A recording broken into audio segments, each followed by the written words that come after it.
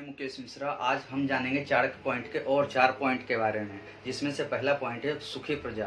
प्राकृतिक रूप से जिस राज्य की प्रजा सुखी होती है, संपन्न होती है, वहाँ नेता विहीन राज्य भी संचालित होता रहता है। जिस राज्य की प्रजा सुखी और संपन्न होती है, वहाँ अगर किसी समय के लिए, कुछ काल के लिए अगर राजा या नेता ना रहे तो भी राजकाज में कोई बाधा नहीं आती है।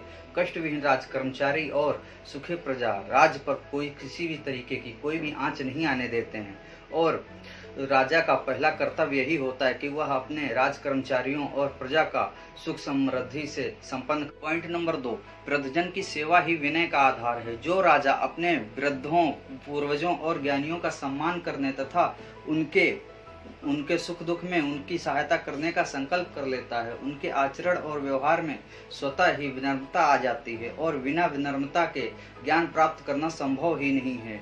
प्रबुद्ध और ज्ञानी व्यक्तियों से विनम्र होकर ही ज्ञान प्राप्त किया जा सकता है।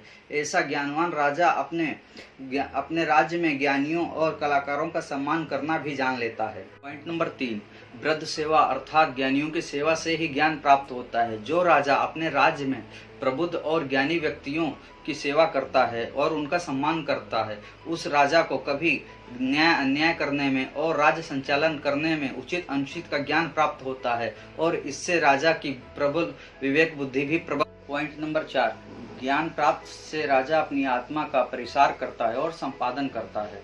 ज्ञान प्राप्त करना ही सब कुछ नहीं होता। राजा को चाहिए कि उत्तम ज्ञान प्राप्त करके अपनी आत्मा को अपने आचार, विचार, व्यवहार और स्वभाव से अपनी प्रजा को प्रसन्न करे। राजा को अपनी आंखें बंद करके कभी भी राज्य का संचालन नहीं करना चाहिए। राजा को सभी दिशाओं में अपनी आंखें खुली रहनी चाहिए।